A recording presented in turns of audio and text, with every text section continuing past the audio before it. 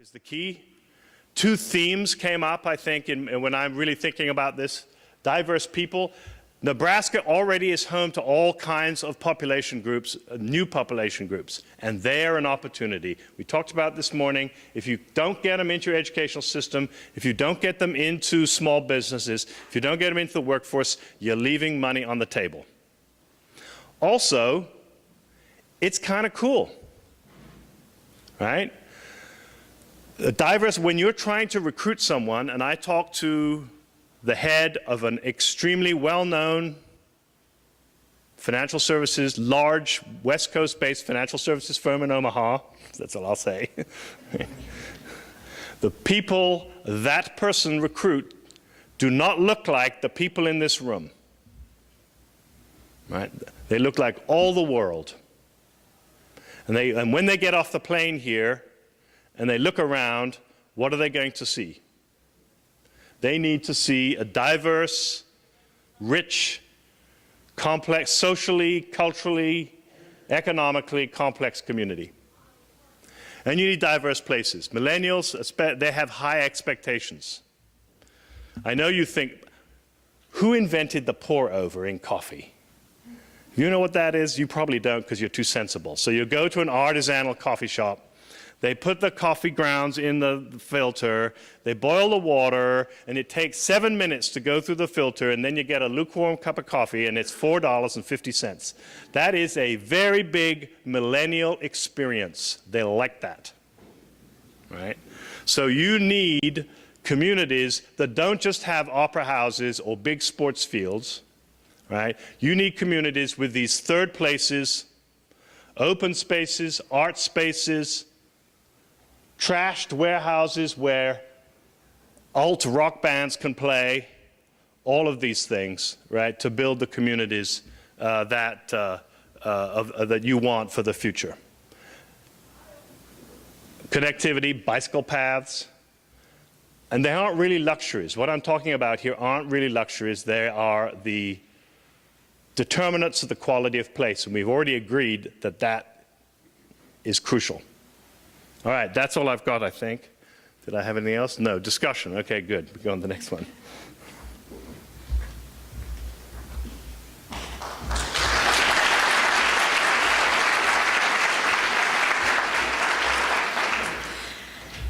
How do you solve a problem like housing in the state of Nebraska? First, you have to understand it. You have to understand all of the issues that we're facing so that we can determine what we can address and how we can work together to address some of those factors in order to make things come to fruition. This time I'd like to introduce Louis Benscoter from Benscoter Construction.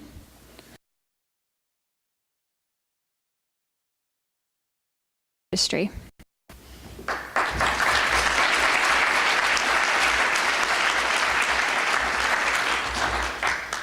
Thank you. I'll make one quick comment on Dr. Roland's presentation. We need trained employees. I'd put 2 on staff right now if I could find them. I've been looking for a year and a half, and we just can't find the talent out there we need. So, affordable housing. If your ideal is collect all these that you can in your lifetime, this is probably not the place you want to be because it's not there. So. These are some of the houses that we're constructing now in the $125,000 to $145,000 range. They're modest, 1,200 square foot homes. We built them to quite an energy efficiency standard. I actually have a company from Elkhorn come up and do energy testing audits on them to make sure that we can keep their utilities bill as low as possible, because the less you pay on utilities, the more you've got for the other necessities of life.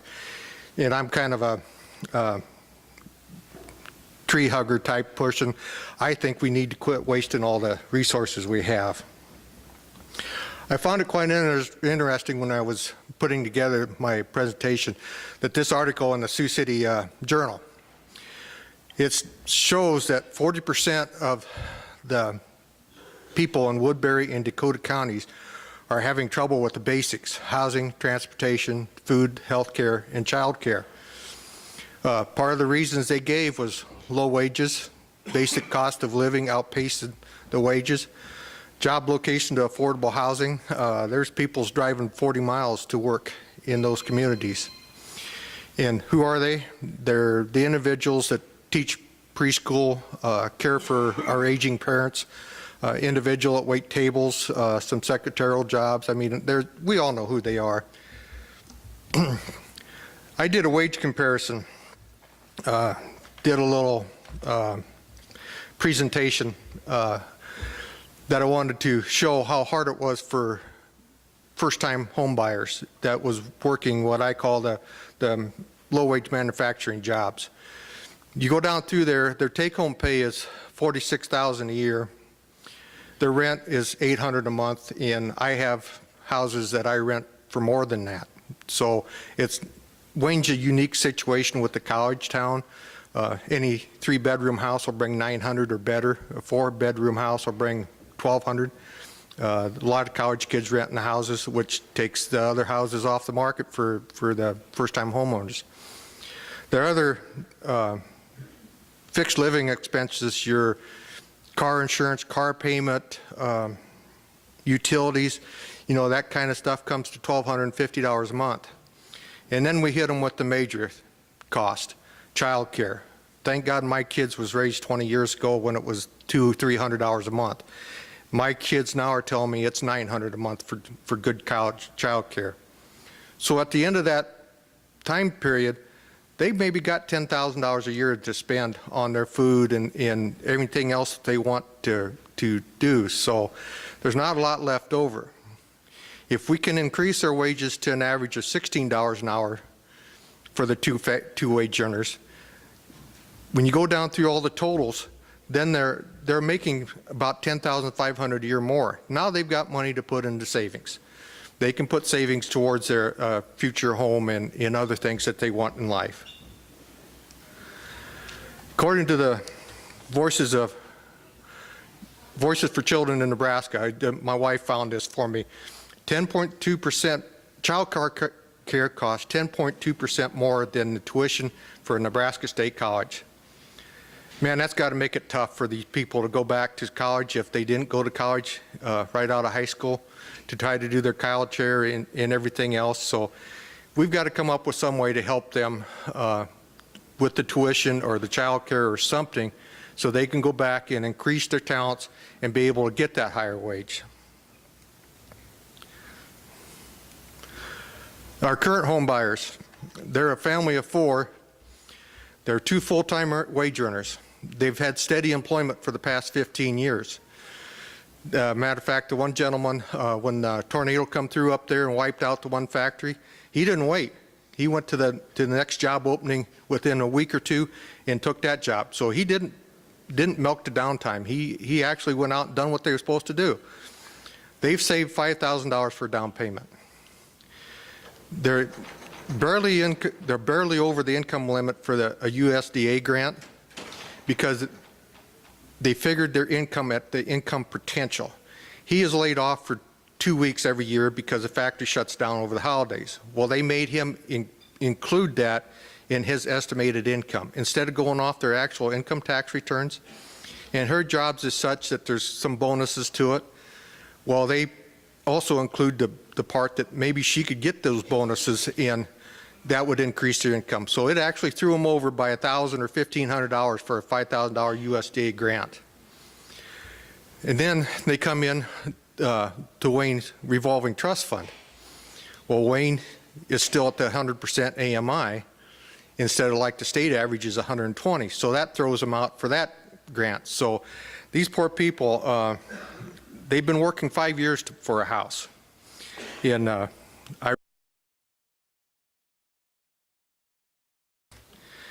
5 out of the last 7 houses that I've built in this price range, we've sold to families where they're in their late 20s. They've had to go back to their parents for assistance for down payments. We're talking 5, 7, one was $10,000. they have their problems. They've got a little credit card debt. They've got car payments and little this and little that. I mean, it's hard for them to get a loan. What we need for programs for this, I don't know. We need to adjust the income guidelines. Maybe we need to go, because Wayne's AMI is lower than a lot of other counties, maybe we need to make that adjustment. And these are families that we need to help. We need them in our communities. They're the workforce. They're the people that go out and they go to work every day, they build things, they do things, they do what we need in the community. They have children, which we all need in our schools, because I don't know of any school systems that don't need more children in them. They all talk about more children. And we need for the future economic development and growth of the communities. The college president up there, we visited with her and her husband one day, and she said, can you imagine Wayne being double the size it is now? What's it going to take? Not remodeling the existing houses. Granted, they need to be remodeled because some of them are getting to be 100 years old. But we need new housing. You need new housing to bring new families in to fill the jobs that we're creating in this community. There's a lot of jobs to be created around here just by the fact we need housing to bring them to the community. And this is why I do what I do. This young family, well, they're young to me anyway, they've worked 5 years and they've been stubborn and they've fought the battles, and they got hooked up with my realtor, my real estate agent, and she brought them to me. And what can we do to help this couple? Well, we got a banker that would overlook the fact that Wayne does offer a $10,000 no interest loan for 30 years, no payments. And he overlooked the fact that that was still a debt against the property. Most all the other bankers that they went to, they would reduce the loan amount that they would loan by $10,000 because that was still considered a debt that they would have to repay. So he overlooked it. My realtor helped me out some. I don't make as much money on a house like this for this reason. My subs are dedicated subs. They help us out a lot when situations like this, because they know when I want to build houses like this, that we need to hold costs down. And there are ways to hold costs down. You don't put all the fancy stuff in. You can still get good quality materials that'll last.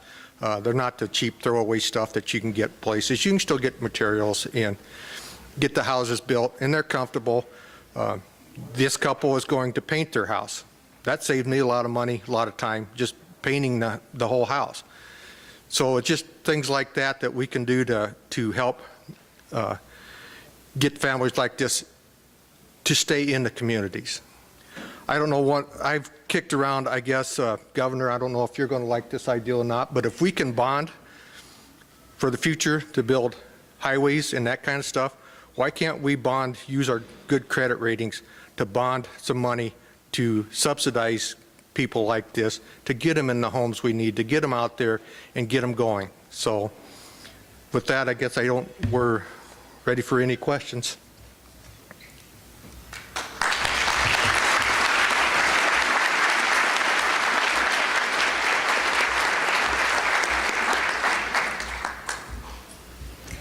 If anyone has any questions, please make your way to the mics.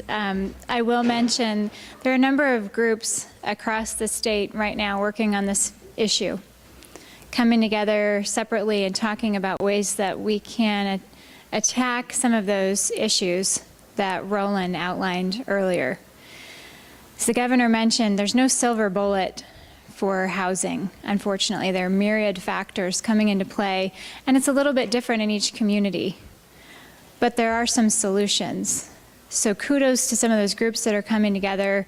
My staff and I are reaching out, trying to compile a lot of the ideas and seeing what at the state level we can do. In addition, highlighting some best practices that can be emulated in other communities around the state.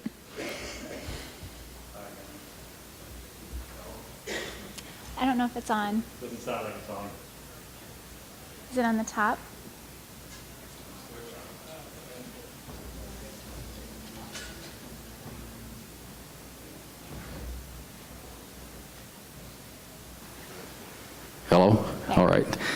Again, I'm Mark Paniska. Along with being on economic development of the Ponca Tribe, I'm also the chairman of the board of the Housing Authority. And when the governor mentioned about the quality of life, providing housing for our citizens in the state of Nebraska, I have just a short story. I won't go on and on, but my mom and dad, who are white, both died in a trailer court over on 40th and Cornhusker. My grandmother died in a trailer house across the street. My grandpa and grandma, Ponca Indians, died in government house in Niobrara. So I had an uphill battle of being a home ownership. I did buy a house that should have it was very bad shape. We lived in for 10 years, should have been condemned, but I didn't have anybody come in because I was afraid somebody would condemn it. At the same time, the Ponca Tribe did have a housing ownership program where they build a new house for Ponca members. It's called Mutual Help, and they built us a new house out in their park. And at that time, I was able to provide a room for each of my kids. I have 4 kids. Each one of them had their own room, and my oldest boy, who was going to college, was able to study in his room. So talking about the governor, the quality of life means a lot to change your perspective. And along with that, I was able to get out of debt, and also right now I'm financially independent. And in 2008, I was able to sign, my dream was to own an acreage, and I signed the contract to buy an acreage for $226,000. So that's quite a change from what my parents went through and what I went through. So I just want to echo what the governor said about quality of life for your housing is very important to people, and I appreciate what the gentleman's going through too to help people. But my question is, I know the state has a very good website. I've been on it many times with different things, but I was thinking now, the Northern Ponca Housing Authority, we have a great expertise in meth abatement. A lot of people don't know how to do that, don't even think they have a problem, but just out of necessity, all of our supervisors, our maintenance guys, actually we go in and actually clean up our own units. At first we hired them out and they were like $20,000 to clean up a house. So what I'm thinking of is, and I'll just put this out there to people to think about, is there some type of internet or something just for housing where we could all come together to promote things like that, like expertise in maintenance. We have some maintenance problem where I'm sure all the housing authorities understand when you lose maintenance men. You get them trained and then you lose them, and you need to send some down to Omaha, well, you're one short. So I was just promoting something about maybe an internet website that housing people could come to and share ideas. Thank you. Thank you. Cecilia, do you have a question? Yes, so 2 things I'd like to hear some thoughts on. One would be millennials and renting. We've seen that demographic actually shy away from home ownership and embrace renting long term. And I'm wondering, how do we take that trend that we've seen since the Great Recession and try to nurture that and support that, because that can be a great way, a great gateway for when those millennials are ready for home ownership. You tend to purchase your home within 5 miles of where you're renting. So I'd like to hear some comments on that. And then also any words of wisdom, as economic developers, the public school system or our public school districts are huge allies for us in terms of economic development. In Fremont, we're fortunate enough to have a school district who is supportive of TIF as a tool to help with industrial growth. But if we were to change the conversation to using TIF as a tool for residential growth, that's where we would hit some heartburn with the schools. And so I think a lot of us to have these conversations about that being used as a housing tool could jeopardize these great relationships that we've built with our school systems. So any comments there or thoughts there, because Fremont and lots of other communities, we are trying to figure out what we're going to do in terms of housing growth and capturing the population that we want over the next 5 years. Thanks.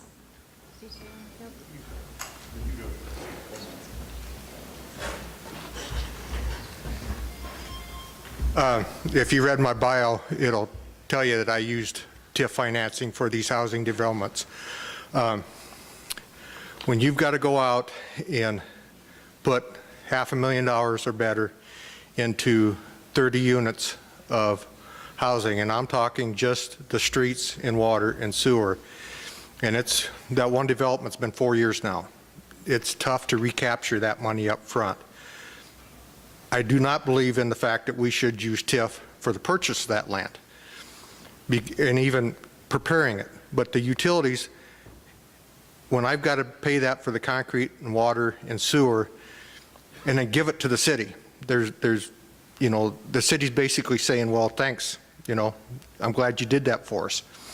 I need to recapture that somehow. And TIF financing is the only way I can do it. And the one thing you need to remember, if it wasn't for the fact I went out there and built all them streets and stuff that I have to pay for and put the houses there, in 12 to 14 years, generally that TIF is paid off, and then look what you have for the school systems and the extra property tax. And in this area, we have 6 or 7 children now that are going to the schools. Where else would they have gone if we haven't done that? And as far as the millennials, I have rented houses to individuals that come to the community and take a job. They're there for a year, and by golly, they go out and find a house, they buy a house, and now they're part of the community. So that's the one thing we also need. We need quality rental houses in the community. So that way we can attract these people, get them established. Hey, we like this town, we're going to stay. So that's what we kind of need.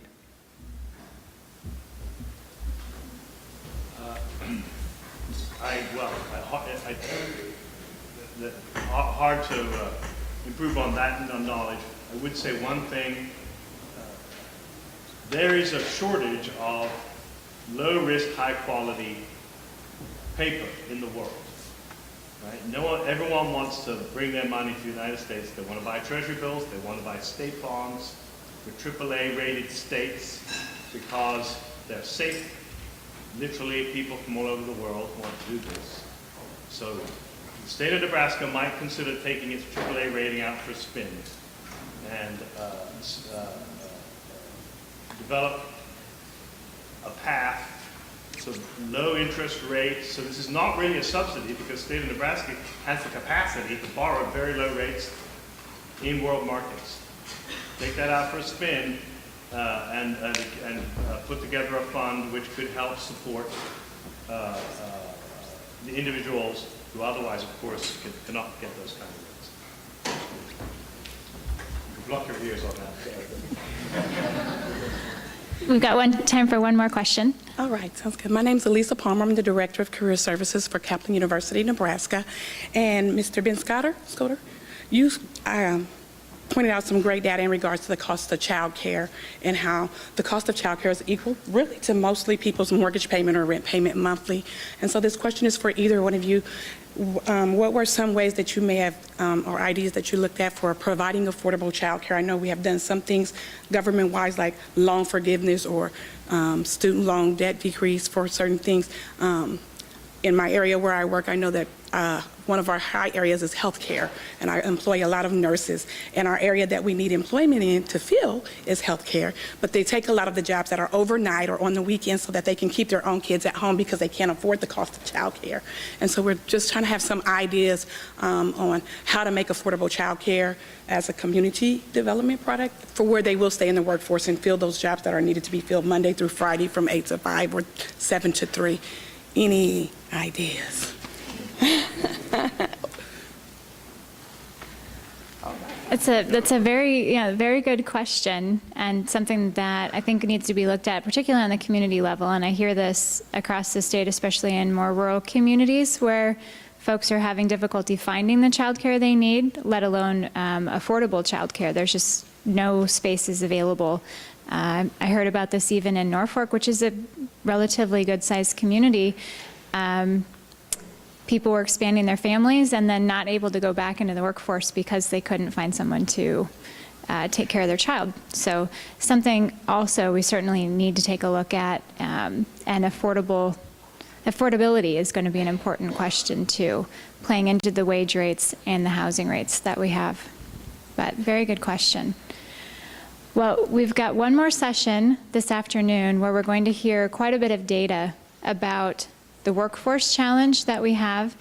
So it'll provide a lot of the background to build on all of those great ideas we heard about over lunch. So we've got 15 minutes now for another short break. Please take the time to do a little